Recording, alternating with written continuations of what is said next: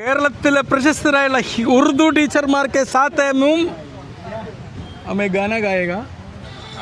जी अजमल साहब एक गाना सुनिए। ये दौलत भी ले लो, ए शोहरत भी ले लो, भले छीन लो मुझसे मेरी जवानी, मगर मुझको लौटा तो बचपन को सावन, व कागज़ की कश्ती व बारिश का पानी। ए दौलत भी ले लो, ए शोहरत भी ले लो, भले छीन लो मुझसे मेरी ജവാനി. ഈ കവിത വളരെ അർത്ഥവത്തായ ഒരു കവിതയാണ്.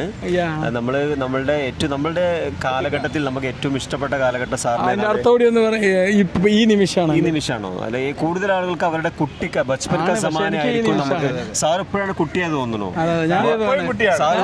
ഈ നിമിഷം ജീവിക്കാൻ. അതെ. അപ്പൊ നമ്മളെ ഈ ദൗലത്ത് ബി ലേലോ, ദൗലത്ത് എന്ന് പറഞ്ഞാൽ എന്താണ്? നമ്മളുടെ സമ്പാദ്യം എടുത്തോളൂ. എന്റെ സമ്പാദ്യം പഠിച്ചോലെ ദൈവമേ, എന്റെ സമ്പത്ത് മൊത്തം എടുത്തു. അപ്പൊ സാർ ഡോക്ടർ ആയതുകൊണ്ട് ഒരുപാട് സമ്പത്ത് ഉണ്ടാവും. ആ സമ്പത്ത് മൊത്തം ദൈവത്തോട് എടുക്കാൻ പറയരുത്. ദൈവം എടുത്തു, ഇത് കൊണ്ടുപോകും. എന്റെ പ്രശസ്തി ആണോ? എന്റെ പ്രശസ്തി എടുത്തോണ്ടേക്കോളൂ. ബ്ലോഗർ എന്നുള്ള പ്രശസ്തി വേണ്ട, ഒന്നും വേണ്ട. എന്താ നമുക്ക് വേണ്ടേ? ബലേച്ചീല മുझसे മേരി ജവാനി, എന്റെ യൗവന കാലം കൂടി നിങ്ങൾ എടുത്തോണ്ടേക്കോളൂ. എനിക്ക് യുവാവ് എന്നുള്ള ആ കാലഘട്ടം നിങ്ങൾ എടുത്തോളൂ. മഗർ മുझको लौटा तो बचपन का सावन, എനിക്ക് തിരിച്ചു തരൂ. എന്റെ ബച്പനിൽ കൂടെ ചേർത്ത് പിടിക്കുന്നതാണ് എന്റെ കളി കണ്ട് എന്റെ കുട്ടിക്കാലം നിങ്ങൾ എനിക്ക് തിരിച്ചു തരും എന്ന് പറയാം.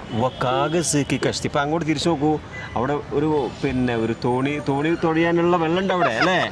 നമ്മളെ കലോത്സവം നടക്കുന്ന ഏരിയയിൽ കടലാസ് തോണി വെള്ളമുണ്ട്. അപ്പോ കാഗസ് കി കഷ്ടി, കടലാസ് തോണി, അല്ലേ? ബാരിഷ് കാ പാനി,